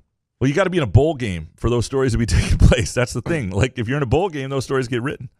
Blue wall. 3. A lot of Michigan basketball fans must have been really mad to see them lose to their actual alma mater, CMU. Bonus. You can't blame officials when you give up 51 points. No, that's a fair point. Look, to the redemption. I think you can. Okay. Though. Well, I mean, those were 2 blown calls, but you can't blame the loss on it. But yeah, but you would get like if those guys were reinstated, those players were suspended for Michigan State, and they were playing in a bowl game, those stories would be told. They would absolutely be told about that situation, and they will be. Now you got to wait because you think people believe that? People can believe what they want. I'm going to tell you that would be a story people were looking to tell. Right. And the only way it wouldn't be told is that Michigan State didn't make those players available, which would be Michigan State's mistake. Spartan Sugar next. Number 1, playoffs or not, this is the most fun I've had watching the Lions since 1991. 2, Arsenal are winning the Premier League. And 3, Graham, if you were a true friend to Phil, you'd convince him to drop Tottenham. They are objectively ass. They are awful. You can win betting against them. I think they have not played a decent game since like October 8th in the Premier League. It's not good. Well, by the way, Spartan Sugar, we are still Americans here. Arsenal is winning the Premier League. Just don't listen to the British announcers. Arsenal are. We're not going all that way. It's Arsenal is winning the Premier League. So, Peacock. Yeah. Mark up next. Number 1, the Premier League's holiday fixtures are outstanding. Teams playing 4 times in 2 weeks when everyone is off work with games almost every day is outstanding. Absolutely. March Madness. 2, Everton getting a draw at Man City is the most unexpected sporting outcome I've seen in a very long time. And 3, without Malik Hall, MSU's turning streak ends. Need him to stay healthy. It didn't go well for me. And Man City was one of those games that I threw in like every parlay. Man City's at least going to beat Everton. And it was at Man City. It was like a sure thing and didn't happen. And it screwed me over quite a bit. I agree with you on Malik Hall. Well, I don't know about the tourney streak ending, but they become a bubble team for sure without Malik Hall. And obviously it would depend when he would get injured if he would not be with the team. But I think there's no doubt if Malik Hall were like to be out now for the rest of the way, it would be a fight to make sure they got in the NCAA tournament. Alec in mid-Michigan next. Number 1, I think Michigan would have been better off playing TCU a week after the conference championship weekend instead of a month. Seems like Harbaugh and his staff always overthink the game plan with an exorbitant amount of prep time. 2, as a biased 28-year-old Michigan fan, Aiden Hutchinson is already my favorite Lion ever. It's only the Bears this game, but players of his caliber must dominate in battles against inferior opponents, and he's showing he has the ability to do that. Are you all in on Aiden Hutchinson? I am all in. Yeah. I was all in at the beginning of the season. When they drafted him, you just saw, he wasn't as muscular as some of these other number 2 overall picks. That was my only question. Yeah. And what the game he had against Ohio State. Other than that, hell, it's been awesome. Are we done with that? Okay. Yeah. Robert, number 1. Michigan didn't do itself any favors, but it's hard to play 11 against 18. College refs are definitely ass. Shirts available. 2, 4-hour college football TV broadcasts are beyond brutal. Get on with it. And 3, Holt native Jason Poland has 5 hat tricks for Western Michigan hockey. Give him the Hobie Baker already. Sounds like a column that needs to be done by some local columnist. That's pretty incredible. 5 hat tricks. When I see Why don't you write something? Huh? When I see "get on with it," I always think of Stringer Bell being killed in The Wire. Just that phrase, whatever. I don't know why I had to say that. We'll fix that. I love it when you use your somber voice. It's Stringer Bell. Unfortunate accident. Rest in peace. Yeah. Sparty 99, number 1. New Year's brunch was awkward in the McCarthy house as video surfaced of dad copying feels on JJ's girlfriend's butt. 2, NIL is making college football better. By 2025, we see non-quarterback stars stay 4 to 5 years because they earn more in college football than they could in the NFL. Well, it'll never be the guys who are top 2-round picks, but I think there are a lot of guys. I mean, the quarterbacks, we're seeing it already. Guys who aren't surefire guys in the NFL. Why not be a star if you can make a couple $100,000? But I do think that to what degree that goes with positions where guys are more likely to be injured, and like a running back, I don't know that we'll ever see that with certain running backs. But you go back years. Who was the guy? Not Le'Veon Bell, but the guy who Raheem Ismail. The guy who left Michigan State to be a 7th-round draft pick. Quadri Ismail. Hold on. Hold on. Give me this. Give me some Hoff. Off. Where's he at?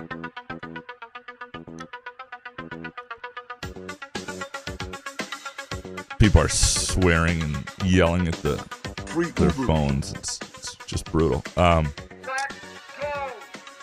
Edwin Baker left early, and obviously he thought that Le'Veon Bell was needed to go. But does that guy in a different scenario, does he now leave Michigan State, transfer to another school, and try to make some NIL money or make some hay? I don't know. And I do think you're already seeing it with big men in college basketball and quarterbacks in college football. I don't know how much it stretches out, but it'll depend what NIL becomes and how readily available and easy it is for a lot of these guys. So what about McCarthy's dad? Do you think there was discussion in the McCarthy household, though? Or did he? If you're McCarthy's dad, you kind of have to come downstairs and announce something. You right? got to get out in front of it. There's no doubt. Yeah. You go, whoa. Or you just got to say, boy, that video looks bad, or whatever you say. That was not my intent, Dude, it's ass having a camera on you for 4 straight hours. What the hell are you supposed to do? Just the nose picking alone. Oh, Good yeah. God. Jeffrey Daly next. Number 1, thanks, TCU. 2, JJ's girlfriend is hot. New Carmen Electra take? Oh, I thought about it. 3, Georgia versus TCU for a natty. Snore. TCU making it this far is like George Mason making it to the Final Four. Cool, but ratings will suck. One thing that is interesting about is, and I don't know if this is as much TCU is, because I would have been more fired up to watch Ohio State against TCU or a Big Ten school or Michigan versus Georgia. But I do think that for whatever reason, the calendar, like right around New Year's, it feels like college football, feels like football. When you wait those 9 days, 10 days for the next game, I'm fully college basketball mode, almost regardless who it is, unless I guess Michigan State was playing and I was covering it. My mind is shifted. My interest is shifted.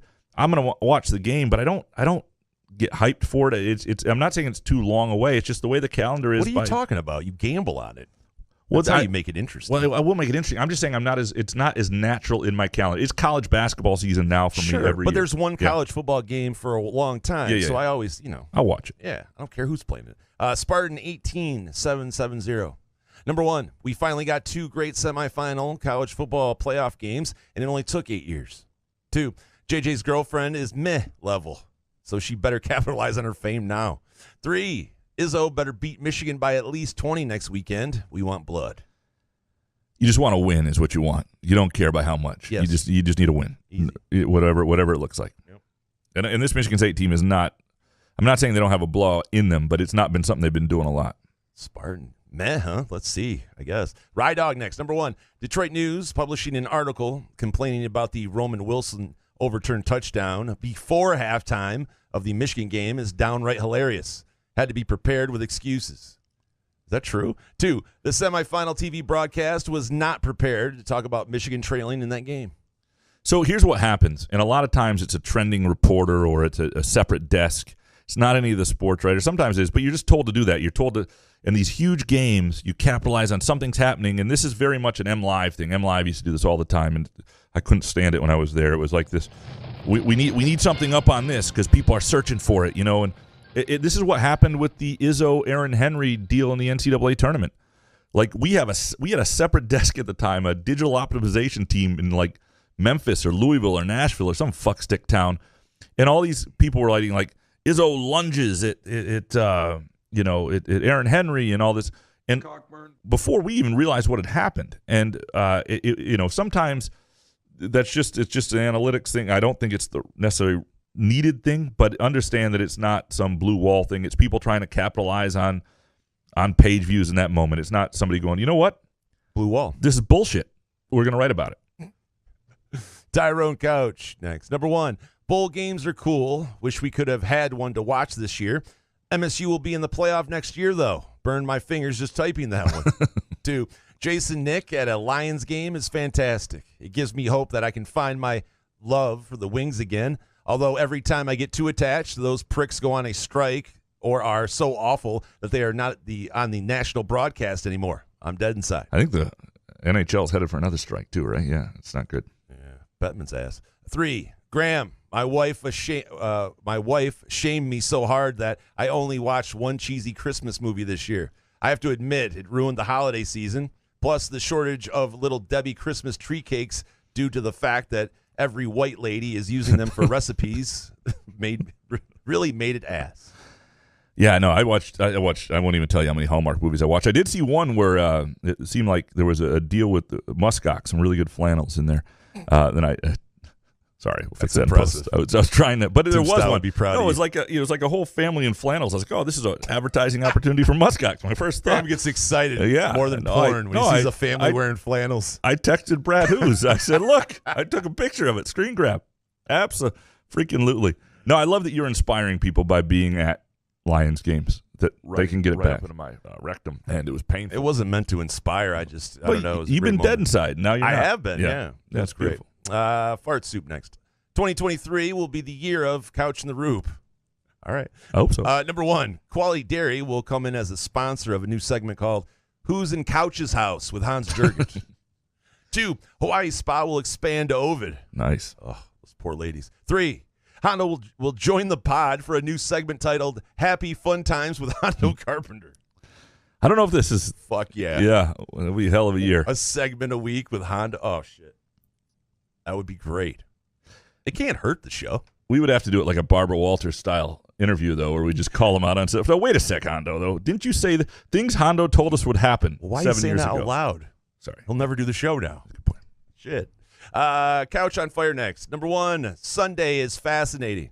A chance for the Lions to expunge the ghosts of seasons past, or another painful loss to Green Bay and Rodgers. And if we lose, Seattle will be out and probably lose to the Rams, hurting our draft pick. 2, we have the worst-rated defense in the league, draft defense. 3, finally some MSU basketball. Beginning of the season was like an NBA schedule, and then a couple of games in what has felt like 3 months. Almost like the season is starting for the first time.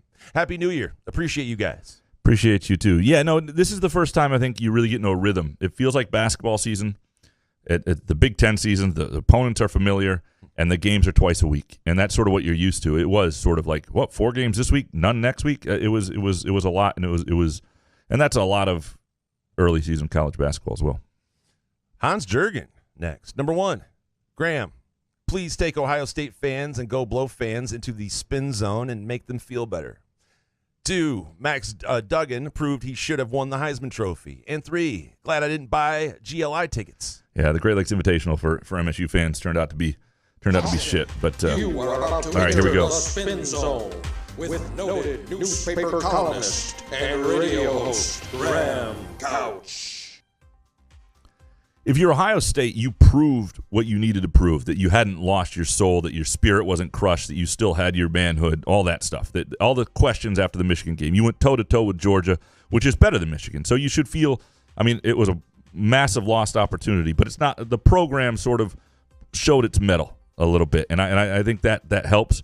You recruit at a very high level. You're going to be the team in the Big Ten that's expected to. You're going to be in the playoff just about every year, especially once it gets expanded. You're going to have lots of opportunities to be in this situation. It stings, but it's not like Michigan won, and you proved yourself a little bit. Michigan fans, stupid-looking face. Ohio State didn't win and isn't going to win the title. And you beat them, and you get to hold. You didn't have to face them again. You get to live off that for the year. You got back to the playoff again. You were more competitive this year. The program's in good shape. It stings. You should have won this one, too. But it's just not the end of the world. How'd I do? That was pretty good. Thank you. A little over. But Jake Hawkins next. Number 1, it's about time that both college football playoff games were both epic and memorable. Congrats to TCU and Georgia. Watching epic college football games beats watching the ball drop any day. If only every college football playoff would be played on New Year's Eve.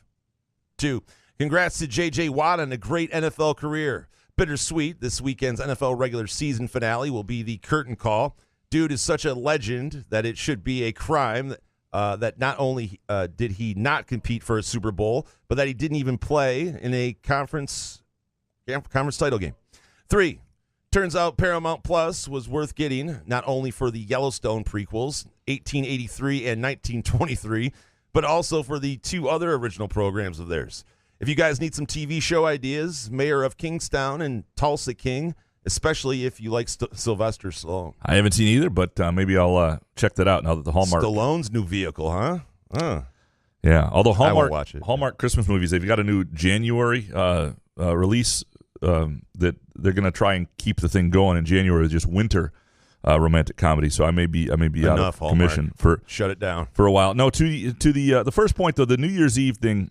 I understand for some people that don't really care about New Year's Eve, and normally me, I don't mind it. It's great in a lot of ways, but it is inconsiderate for a lot of people. Like my wife put up with it; she was cool with me having it on, but we had people over, and that had to be part of our evening when it shouldn't have to be, and it doesn't work for a lot of people. There are a lot of people that can't see the game because you know what? This is the one time I'm not going to piss off my significant other. We got this. Just have it on.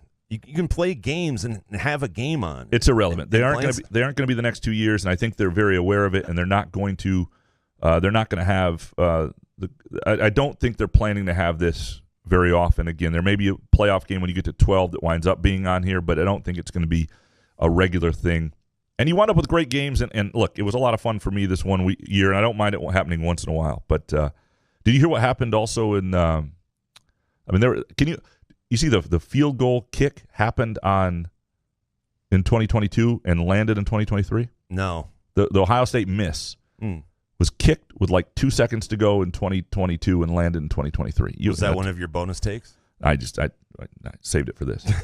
Upper Deck jerk guy, lastly here. Number 1, the Lions will go to a Super Bowl in the next 5 years. 2, University of Michigan Ann Arbor is so extremely arrogant. Losses are always someone else's fault, and they have a lot of enablers in the media. Blue wall. 3, Juwan Howard will be gone within 3 years. That last one wouldn't surprise me. I don't know that he's for the long haul, and I do think he also might want an NBA job at some point, but I also don't. It's just about how long he wants to be there. Once his kids are done, I don't know. I just have this hunch that he's not in it for the long haul at Michigan. We'll see. We appreciate all of you, and I hope you all had a happy new year. It's great to be back. We appreciate SkyMint. Go to skymint.com for location information and specials, and chances are you're within half an hour of a SkyMint. Help yourself get through January if it's not your favorite month like it is for me. We appreciate Hopcat. Go to hopcat.com. If you don't know where your nearest location are, chances are you do. Like there's one in East Lansing. Great place to watch games, great beer specials, and terrific menu. And we appreciate Muskox. Go to gomuskox.com. You can use the promo code CAW15 for $15 off your high-quality, durable flannel. Good show, man. Happy New Year. Yeah, Happy New Year. Couch in the Room.